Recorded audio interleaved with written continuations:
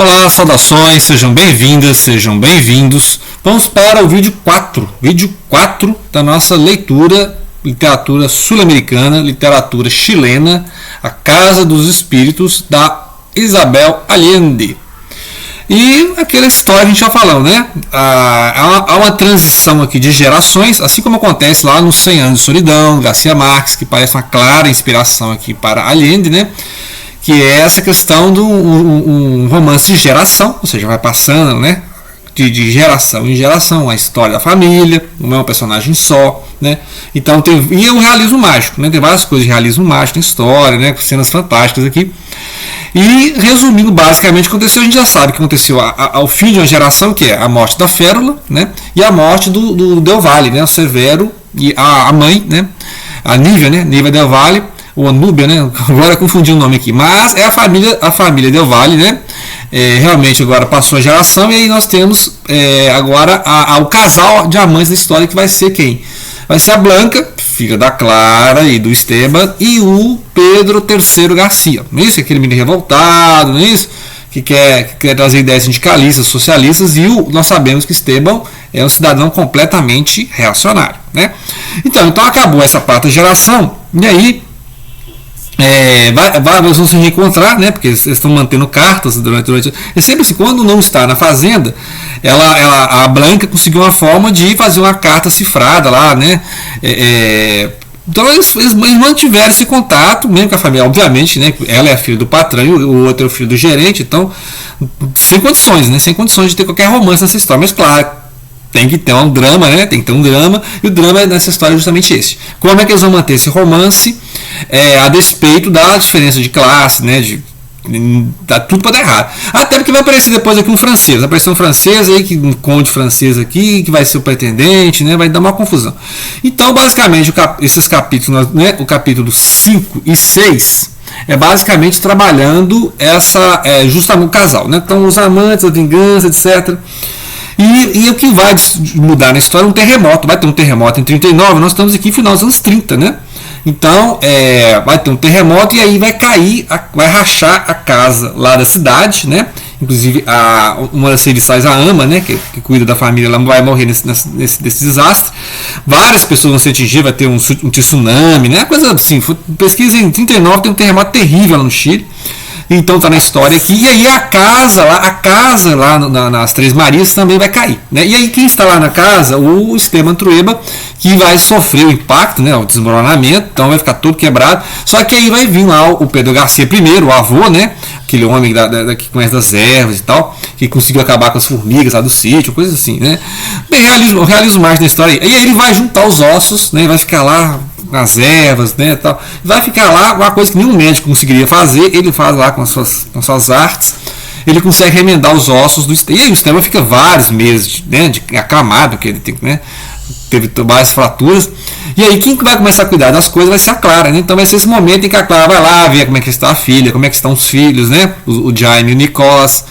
E aí ela vai agora virar uma mulher prática. Então é aí que a própria narradora, né, que eu imagino que seja a neta falando, a própria narradora e o próprio narrador aqui, quando entra a voz do Esteban, né, do Esteban Trueba, que ele também tem a voz na narrativa, ele vai falar, a Clara está muito diferente, né, a Clara, né, e com ele está muito diferente, né, ou seja, mesmo que a casa vai ser restaurada, né, um ano e meio, que é de um capítulo para o outro, um ano e meio depois do terremoto, a casa já foi reconstruída, colocaram móveis novos, etc.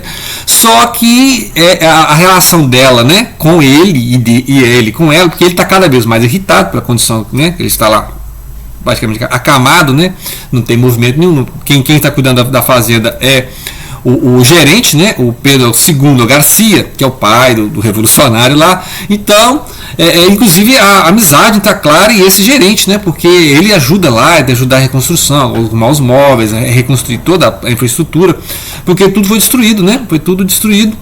E aí, em paralelo, vai ter a história, né, a história a Blanca finge estar doente lá no colégio das freiras, finge estar doente, e aí vai ser resgatada pela mãe e vai passar mais tempo no campo. Óbvio que isso ela fez no campo, né, para ficar perto do terceiro Garcia. Só que o terceiro Garcia, Pedro III Garcia, foi expulso pelo Esteban, né, porque o cara fica lá falando de sindicalismo, imagina, cara esquerdista, aí o cara botou ele para correr, e aí só não mandou uma bala nele porque ele, né, respeita ao gerente, é um cara muito fiel a ele e tal. Então, aí ela espera, né, a Blanca tem que esperar que o Pedro Garcia III lá né, perceba que ela está no sítio para ele voltar, e aí ele vem, né, ele está trabalhando, tá tudo, né, já não é mais, né, então assim, é todas aqueles dramas de romance que tem que ter, né? Umas coisas assim que, né? Tá indo tão bem a narrativa, assim, um realismo mais, mas tem que colocar umas coisas assim meio novelas 9, né? Aqueles romances impossíveis. Então é complicado mesmo para. Então acontece que, né, esses dramas, né? Eu acho assim, tá indo tão bem a narrativa, né? Não acho umas coisas meio forçadas, assim, umas coisas que é clichê, né? Clichê, amores impossíveis, né? Basta ver lá o Amor dos Ventos Uivantes, né? O pessoal gosta desses amores impossíveis para pimentar a situação que você sabe que não vai dar certo, não vai dar certo. Como é que a filha do patrão vai ter, né? Então essas coisas. Mas aí, gente, então tem essa cena assim, do terremoto, foi uma coisa brutal, né? Mudou a vida de todo mundo, né? Então, aí assim, aí vai aparecer os gêmeos vão voltar também, e aí já estão mais rapazes, assim, né? E vai mudando também o jeito, né? O Jaime vai ficar aquele homem mais prático, né? Não muito sociável, né? Mas um cara mais sério, atlético, né? O cara, né? Gosta de pronto para uma briga, assim, defende o irmão na escola. E o Jaime, ele não vai ser um advogado, como o pai gostaria, vai ser um médico, né? Ele pretende ser um médico, carreira mais séria, assim, médico. E o Nicolás é o cara mais delicado e parece que herdou esses dons sobrenaturais, né? Essa preocupação com o espiritismo, assim, de ocultismo que a mãe tem. Então, ele é o cara mais cabeça, assim, é um cara que tem mais genioso. E enquanto que o Jaime é o cara que, né, defende o irmão. Se o irmão compra briga na escola, o Jaime vai lá defender, né? E aí muitas vezes o Jaime briga com o irmão também, porque o irmão fica essas pegadinhas assim, de inteligência com ele, esses enigmas com ele, e o Jaime é um cara prático, ele não tem muita paciência, não, né? Aí é coisa de irmão, né? A coisa de irmão, a gente tem vários livros, tem essa questão dos irmãos, que são diferentes, e aí só que na escola o Jaime sempre está pronto para defender o irmão, né? Então tem essas diferenças, mas aqui a narrativa toda vai girar em torno realmente desse romance aqui, porque vai ter essas eleições presidenciais, o Esteban vai apoiar os conservadores, no futuro aqui ele vai tentar a carreira política também, né? Assim como o pai da Clara também tentou, né? Só que interessante, o pai da Clara tentava candidatar-se pelos liberais, né? Pela esquerda da época. Enquanto que o Trueba aqui ele quer seguir o Partido Conservador, né? Ou seja, os patrões unidos contra as ideias socialistas que estão vindo da Europa, lembra, né? Europa, guerra, né? O pessoal está preocupado com o terremoto aqui, mas na Europa está tendo uma guerra, né? A Guerra Mundial, e aí essa Guerra Mundial é aquela guerra em que as tropas russas comunistas estão vencendo as tropas nazistas, né? Então todo mundo sabe que quem estava pegando o pior da guerra ali eram as tropas russas, né, soviéticas, que estavam derrotando os alemães no campo de batalha mesmo, né? E aí os americanos estavam enrolando lá para fazer o dia D, Normandia, blá blá blá, né? Mas enquanto isso quem estava pegando pesado eram os russos. E aí essas ideias socialistas, essas ideias comunistas estavam circulando. E aí quem vai trazer essas ideias? Justamente o Pedro III Garcia. Muito bem, aí beleza, vai chegar lá um conservador, um conde francês, né? Que não sabe se é mesmo conde francês, e o cara, né? Todas as moças da província vão ficar interessadas, as mães, olha, isso aqui, né? Um pretendente e tal. Só que ele vai se interessar justamente por quem? Pela Blanca Trueba, né? Pela filha do Esteban. Até porque ele quer ser um sócio do Esteban, né? Mexer lá com criação de aves, lá, uma coisa assim, de roedores para fazer casaco de pele, sabe? Então as coisas assim. Ele está lá interessado na fortuna da família Trueba, né? Ele vê que o pessoal tem dinheiro, e aí ele cismou que quer casar com a Blanca. Agora, obviamente a Blanca não vai aceitar. E ele vai descobrir aquelas saídas que a Blanca faz, né? Para encontrar com o Garcia. Só que antes disso vai ter a morte do Pedro Garcia, o avô, né? E aí no funeral vai aparecer uns padres lá para poder, né, fazer os funerais, né, os funerários.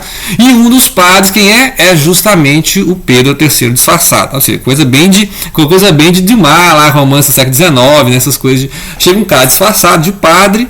E aí ele vai se encontrar com a Blanca. E aí quem vai saber disso? Quem vai descobrir? Muito bem, isso mesmo. Lá o dono, lá o francês da história aqui, que é caricato, né? Um personagem caricato, que é aquele cara pretendente, né? Várias moças da região querem ele como pretendente, várias famílias esperam que ele, né?